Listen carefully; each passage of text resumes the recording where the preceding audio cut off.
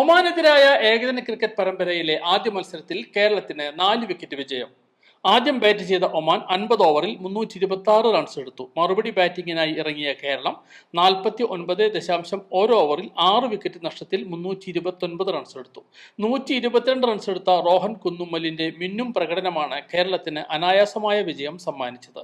109 പന്തുകൾ നേരിട്ട റോഹൻ 12 ബൗണ്ടറികളുടെയും 4 സിക്സറുകളുടെയും അകമ്പടിയോടുകൂടിയാണ് 122 റൺസ് അടിച്ചുകൂട്ടിയത്. സൽമാൻ നിസാർ 87 റൺസും ഷോൺ റോജർ 56 റൺസ് എടുത്തും വിജയത്തിൽ നിർണായകമായ പങ്കുവഹിച്ചു.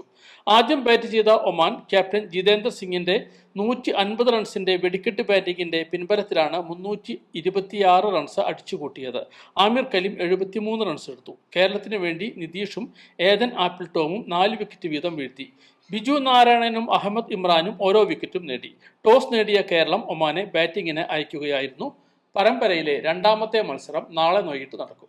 ഒരുപാട് സന്തോഷമുണ്ട്. നമ്മളെ ഒമാനിലെ ഫസ്റ്റ് മാച്ച് ഒരു ഇന്റർനാഷണൽ ടീമായിട്ടുള്ള മാച്ച് നമുക്ക് ജയിക്കാൻ പറ്റുന്നതിൽ ഒരുപാട് സന്തോഷമുണ്ട്. ആക്ച്വലി ഇതൊരു ടീം എഫേർട്ട് തന്നെയായിരുന്നു. നമ്മൾ ആദ്യം തുടങ്ങിയപ്പം അവർ നല്ല പാർട്ണർഷിപ്പ് വന്നു. പക്ഷേ തിരിച്ച് നമ്മുടെ സ്പിന്നേഴ്സ് വന്ന് നമ്മുടെ ഗെയിമിലേക്ക് കൊണ്ടുവന്നു. പിന്നെ ഒരുപാട് നല്ല മൂവ്മെൻറ്റ്സ് ഉണ്ടായിരുന്നു ഫീൽഡിങ്ങിൽ തന്നെ. ആൻഡ് ബാറ്റിങ്ങിലേക്ക് വരുമ്പോൾ എനിക്കും ഇമ്രാൻ നല്ല സ്റ്റാർട്ട് കിട്ടി. ഞങ്ങൾക്ക് ഒരു പാർട്ണർഷിപ്പ് കൊണ്ടുപോകാൻ പറ്റി. അത് കഴിഞ്ഞ് ഞാനും സൽമാനും കൂടുതൽ പാർട്ണർഷിപ്പും വന്നു. പിന്നെ അത് കഴിഞ്ഞിട്ട് വന്ന ഷോണ്, അക്ഷയ് മനോഹർ അവർ കളി എടുത്തുകൊണ്ട് പോയി. സോ അങ്ങനത്തെ ഓൾറെഡി എല്ലാ ടീമിലെ എല്ലാവരും എഫേർട്ട് കൊണ്ടാണ് ഇങ്ങനെ ഒരു ഗുഡ് വിൻ നമുക്ക് കിട്ടിയത്. ഇനിയുള്ള 3 മാച്ചുകൾ തീർച്ചയായിട്ടും നമ്മൾ എല്ലാ മാച്ചും ജയിക്കാൻ വേണ്ടി തന്നെ നോക്കും. അവരൊരു നല്ല സൈഡ് തന്നെയാണ്, ക്വാളിറ്റി സൈഡ് തന്നെയാണ്. ബട്ട് ഇപ്പം അവരെന്തൊക്കെയാണെന്ന് നമുക്ക് ഒരു ഐഡിയ ഉണ്ട്. സോ നെക്സ്റ്റ് മാച്ച് വരുമ്പോൾ വിൽ ബി മോർ പ്രിപ്പയർഡ്.